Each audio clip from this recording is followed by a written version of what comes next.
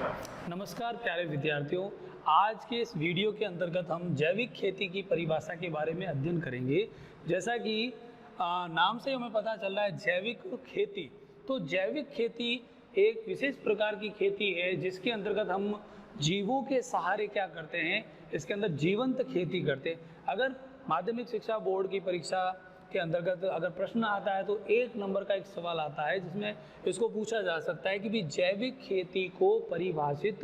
कीजिए। तो जैविक खेती को परिभाषित करने के लिए हम साधारण से शब्दों में लिख सकते हैं कि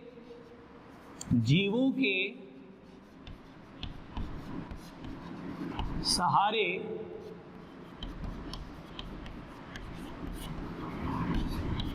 की जाने वाली जीवंत खेती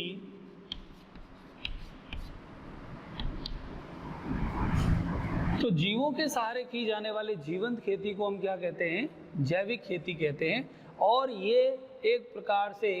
ऐसी खेती है जहाँ पर इससे प्राप्त होने वाले जो उत्पाद हैं, जो कृषि उत्पाद हैं, जैसे अनाज हैं, फल एवं सब्जियां हैं, और इनके अंदर किसी भी प्रकार का कोई भी रासायनिक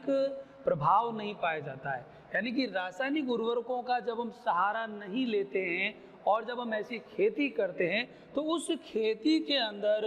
हमें जो उत्पादन मिलता है उस उत्पादन के अंदर कोई भी अनुषंगी प्रभाव यानी कि रासायनिक प्रभाव नहीं पाया जाता है, और ये हमारे स्वास्थ्य की दृष्टि से बहुत ही लाभप्रद है। तो ऐसी खेती वर्तमान समय में आज इस खेती को बढ़ावा दिया जा रहा है। और जो खेती प्राचीनतम रूप से अगर देखा जाए तो भारत की ये प्राचीनतम पद्धति रही है कि भारत में ये खेती की जाती थी। लेकिन जब 1966 और 1967 के अंदर 1966-67 के अंदर जब हरित क्रांति का प्रादुर्भाव हुआ तो वहाँ उस समय केवल 3 चीज़ों को फोकस किया गया। एक तो कृषि यंत्रों का उपयोग करना, दूसरा रासायनिक उर्वरकों का उपयोग करना, और तीसरा अनाज खाद्यान्नों की उत्पादकता को बढ़ाना। तो खाद्यान्नों की उत्पादकता को बढ़ाने के लिए रासायनिक उर्वरकों का सहारा लिया गया, और उसके बाद में हमने जो समय और श्रम को कम करने के लिए कृषि उत्पादों का,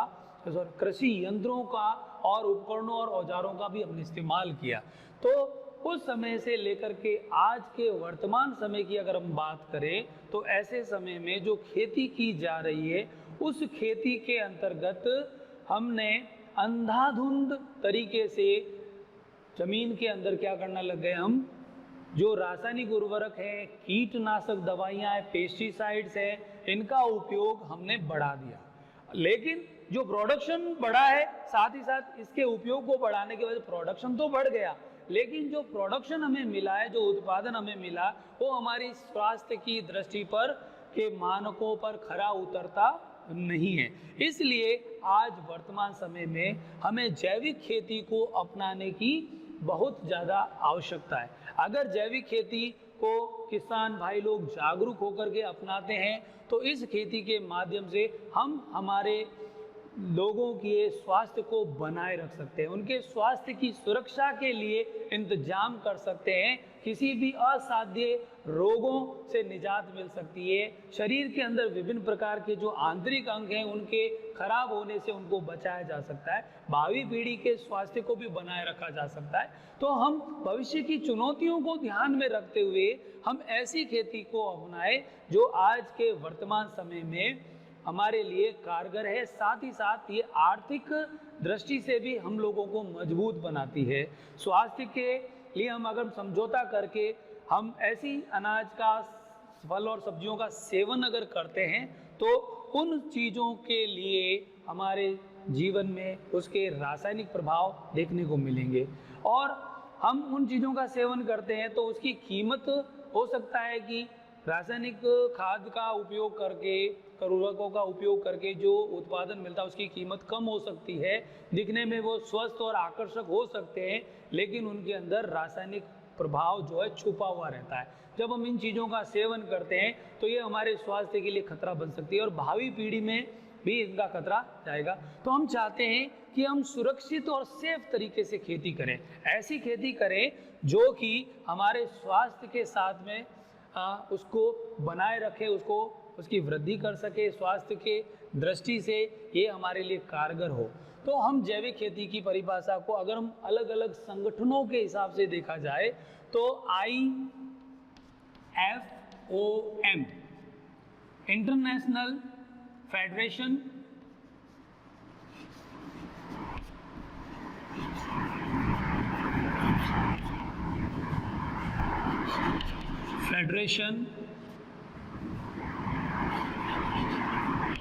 ऑफ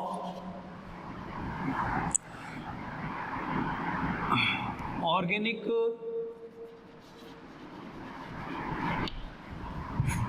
एग्रीकल्चर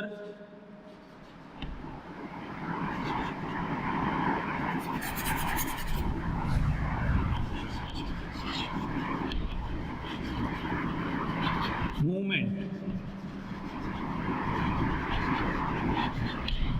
अंतरराष्ट्रीय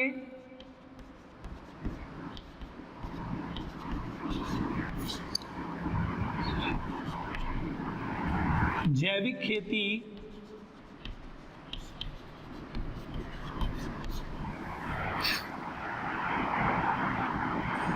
गतिविधि संघ।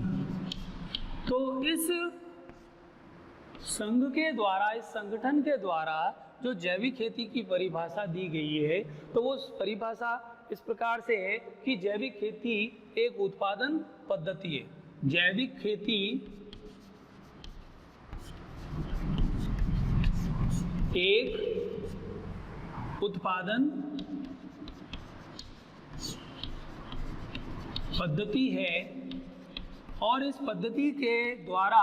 हम जो खेती करते हैं, जो हमें उत्पादन मिलता है, उसमें कोई भी रासायनिक अनुषंगी प्रभाव नहीं होते। ये स्वास्थ्य की दृष्टि से क्या होते हैं, हमारे लिए फायदेमंद होते हैं और भविष्य की जरूरतों को ध्यान में रखते हुए हम भावी पीढ़ी के स्वास्थ्य को बनाए रखने के लिए हम ऐसी खेती करते हैं जहां पर हम पारितंत्र के किसी भी घटक या कारक को हम प्रभावित नहीं करते हैं, पर्यावरण को बिना नुकसान पहुंचाए, बिना क्षति पहुंचाए हम ऐसी खेती करते हैं जिससे हमें गुणवत्ता युक्त उत्पादन प्राप्त होता है। तो ऐसे में हम लोगों के स्वास्थ्य को बनाए रखने के लिए और पारितंत्र को बनाए रखने के लिए, हम सुरक्षित रखने के लिए हम ऐसी खेती करते हैं। तो इस प्रकार की जो खेती है वो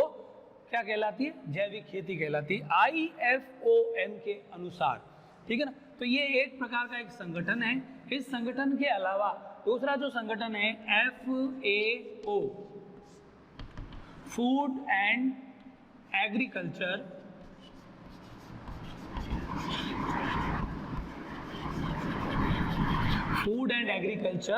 ऑर्गेनाइजेशन।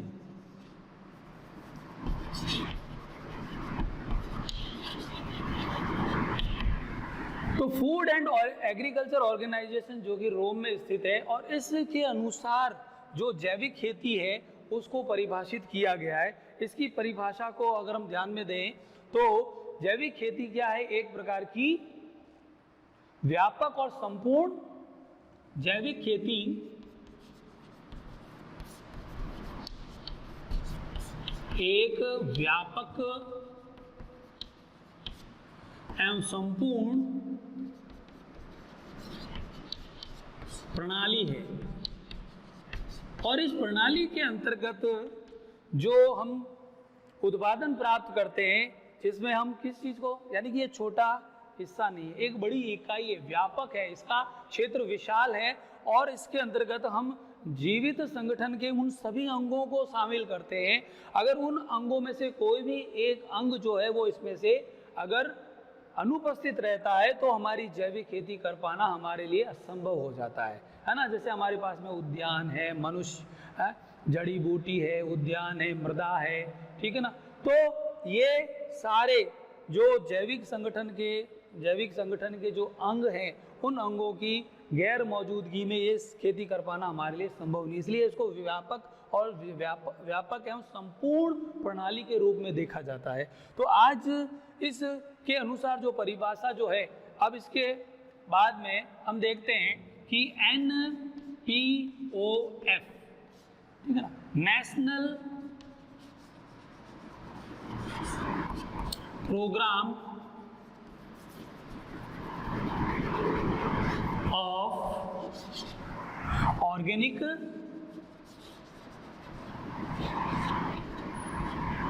फार्मिंग।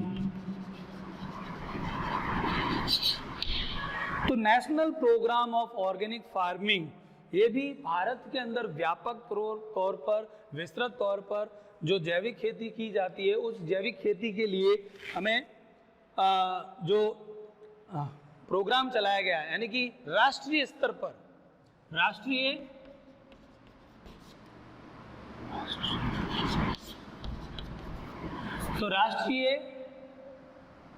जैविक खेती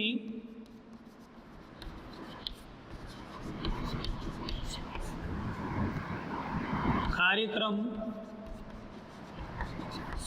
तो इस कार्यक्रम के माध्यम से भी हम हमारे देश के अंदर जो है जागृति ला सकते हैं। और इस कार्यक्रम को चलाने का मूल उद्देश्य भी यही है कि हम क्या करें कि सेफ तरीके से, यानी ऐसे तरीके से खेती करें जिसके अंदर जीवों के सहारे जीवंत खेती की जाए, और जीवंत खेती के माध्यम से जो उत्पादन हमें प्राप्त होता है, उस उत्पादन का हमें सही और अच्छा मूल्य मिल सके। ये चीज़ जब हम कहते हैं कि क्वालिटी के साथ हमको समझौता नहीं करना चाहिए। अगर हम अच्छी क्वालिटी का अनाज काम में लेते हैं, और अगर हम अच्छे क्वालिटी के फल और सब्जियां काम में लेते, तो हमारे स्वास्थ्य के ऊपर किसी भी प्रकार का कोई बुप्रभाव नहीं पड़ता है। लेकिन अगर हम यही घटिया क्वालिटी की चीज़ों को हम इस्तेमाल करते हैं, भोजन के साथ में हम समझौता करते हैं, तो हमारे स्वास्थ्य के साथ में हम खिलवाड़ करते हैं, हम बीमार पड़ जाते हैं, और हमारे लिए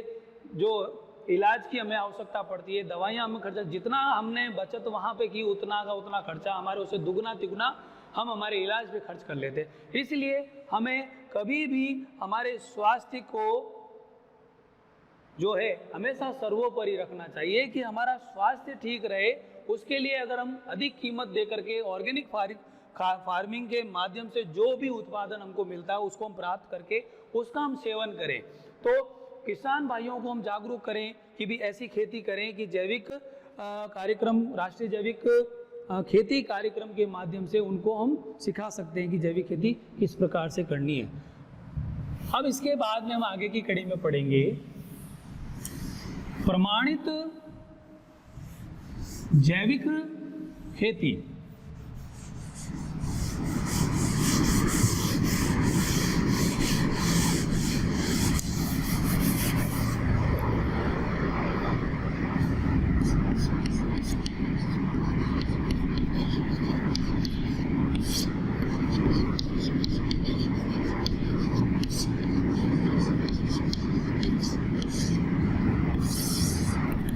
प्रमाणित जैविक खेती, जैसा कि नाम से विदित होता है कि प्रमाणित यानी कि जहाँ पर हम खेती कर रहे हैं उस खेती के अंतर्गत हम स्वीकृत मानकों को अपनाएं, यानी कि हम पहले से ही निर्धारित करें कि इस खेती को करने के तौर तरीके किस प्रकार से हैं। उसके लिए हम प्रशिक्षण प्राप्त करें, और प्रशिक्षण के द्वारा हम उन तरीकों को सीखें, उन तरीकों को जो कि पहले से किसी प्रमाणित संस्था के द्वारा इसको प्रमाणित किया गया, यानी कि हमारे से पहले इन तरीकों को पहले काम में लिया गया, फिर उनका प्रैक्टिकली उनको यूज किया गया, फिर उसके रिजल्ट को देखा गया, उसका परिणाम देखा गया, तो पाया गया कि ये जो तौर तरीके हैं इस तरीके से अगर हम खेती करेंगे तो हमें निश्चित तौर पर हमें अच्छा उत्पादन मिलेगा, हमारे स्वास्थ्य की दृष्टि से किसी भी प्रकार का हमको नुकसान नहीं उठाना पड़ेगा। तो हम उन स्वीकृत मानकों को, यानी कि ऐसी खेती या कृषि जिसके अंतर्गत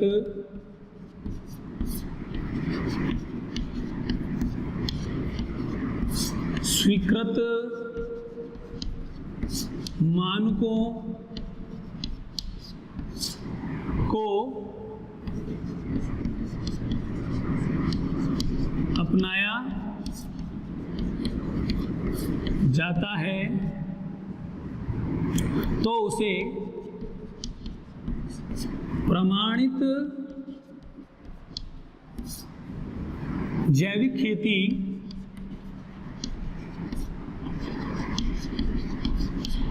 कहते हैं।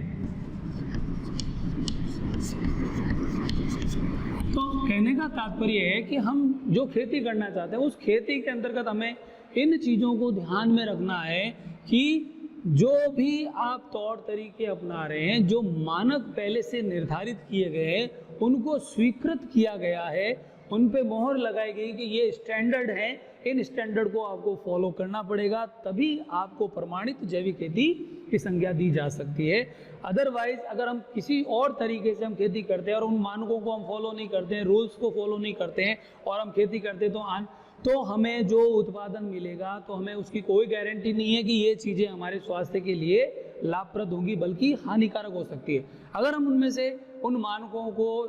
काम में नहीं लेते हैं तो हमारी खेती जो है प्रमाणित जैविक खेती नहीं कहलाई जाएगी। और हम चाहते हैं कि हम ऐसी खेती करें जिसका कोई भी अनुषंगी प्रभाव ना हो, हमारा स्वास्थ्य का जो संतुलन है वो बनाए रह सके। अब इसके बाद में हम आगे बात करते हैं जैविक खेती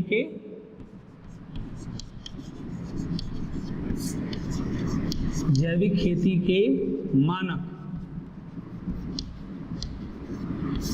तो जैविक खेती के जो मानक है ना,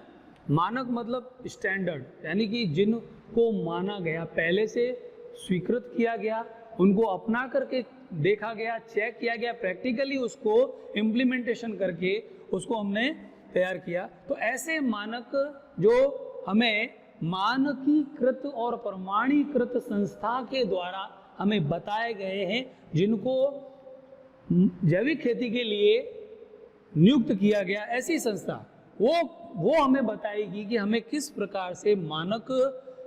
काम में लेने हैं, उनको क्या। जैसे यहाँ जैविक खेती करने के लिए किसानों को ये पहले से मालूम होना चाहिए कि हम किस जगह पर किसकी खेती करें, जैविक प्रकार से हम खेती कहाँ पर करें। जीवों के सहारे जीवंत खेती को करने के लिए हमें ऐसे खेत का, ऐसी भूमि का, ऐसी मृदा का चुनाव करना चाहिए जहाँ पर 2 से 3 साल तक कोई भी केमिकल फर्टिलाइजर या रासायनिक उर्वरक इस्तेमाल ना किया गया हो। जब हम ऐसी जगह का चुनाव करते हैं तो वहाँ पर हम क्या कर सकते हैं, 2 से 3 बार गहरी जुताई करके उस जगह को हम मृदा को भुरभुरी बना सकते हैं। उसके अंदर हम जैविक तरीके से तैयार की गई खाद का इस्तेमाल करके उस जगह भूमि को हम तैयार करें। और जहाँ पर हम बात करते हैं कि संश्लेषित जो रासायनिक खाद है या उर्वरक है उनका और कीटनाशक और पेस्टिसाइड्स का पूर्णतः प्रतिबंध लगाया हो, है ना। हम वहाँ पर वो सारी उन चीज़ों को प्रतिबंधित किया गया हो कि आप इन चीज़ों का इस्तेमाल नहीं करेंगे। क्यों?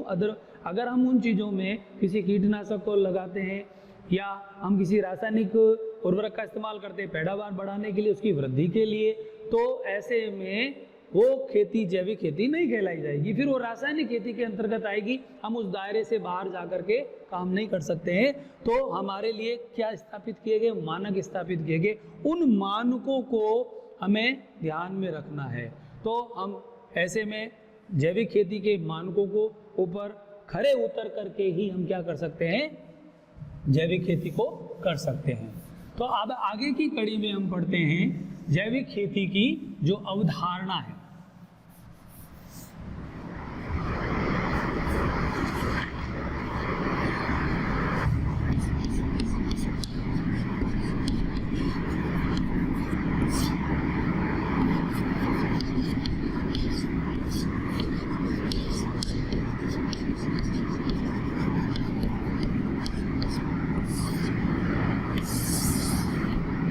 तो जैविक खेती की जो अवधारणा है, तो उस जैविक खेती के अंतर्गत हम बात करें तो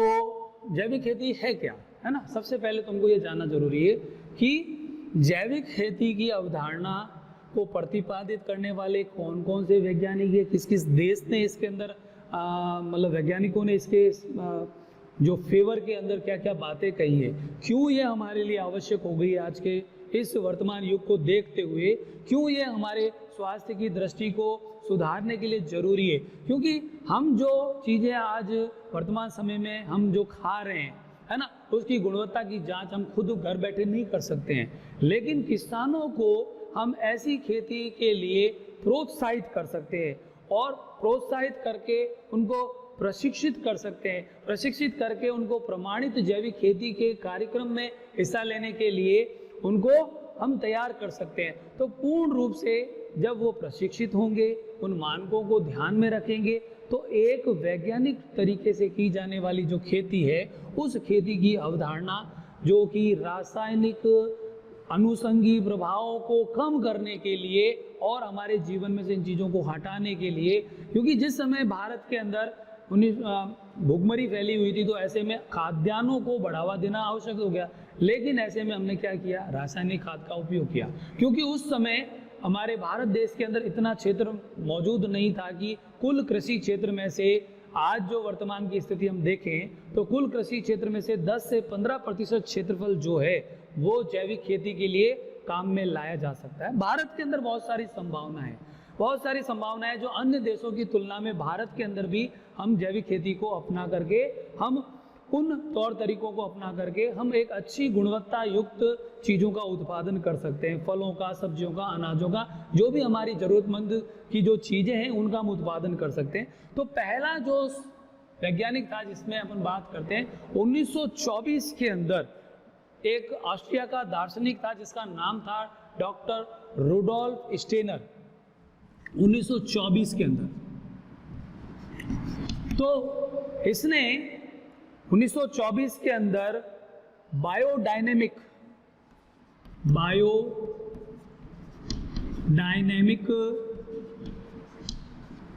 खेती की अवधारणा को पेश किया। Doctor Rudolf Steiner. तो रुडोल्फ स्टेनर ने,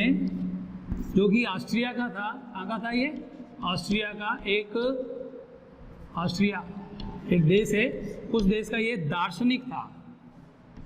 दार्शनिक फिलोसोफर। तो इसने बायोडायनेमिक खेती की अवधारणा को हमारे लिए प्रस्तुत किया कि हम बायोडायनेमिक खेती करें। फिर 1930 की बात करें, 1930 में सर अल्बर्ट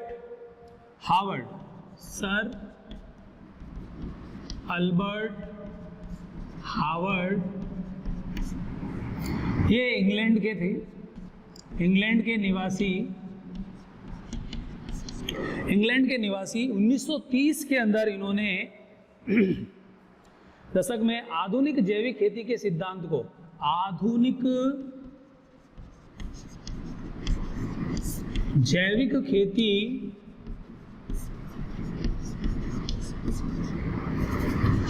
के सिद्धांत को प्रस्तुत किया, ठीक है ना, मॉडर्न और principle of modern organic farming. तो ये सिद्धांत सर अल्बर्ट हावर्ड ने 1930 के अंदर प्रस्तुत किया और ये बताया कि आज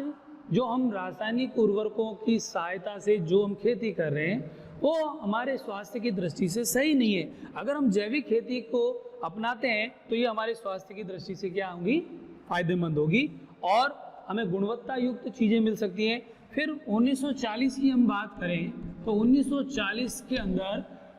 जो ऑर्गेनिक फार्मिंग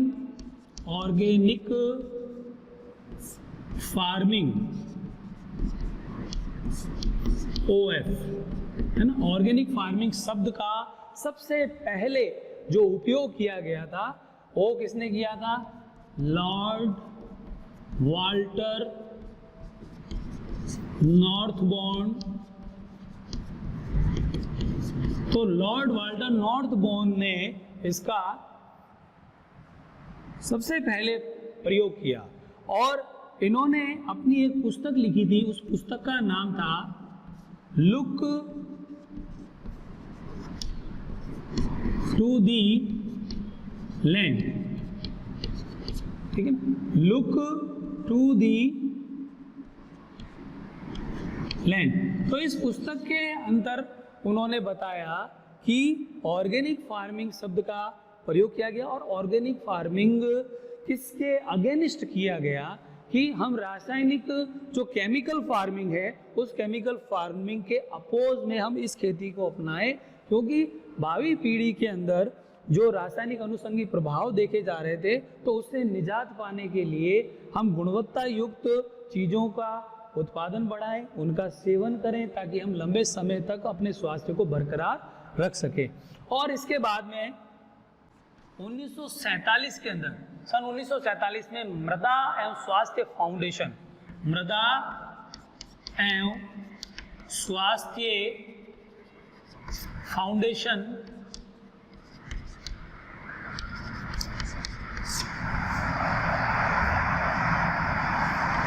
तो मृदा एवं स्वास्थ्य फाउंडेशन जो कि अमेरिका के अंदर, इसके अंदर इनके राडेल फैमिली थी, ठीक है ना, राडेल फैमिली,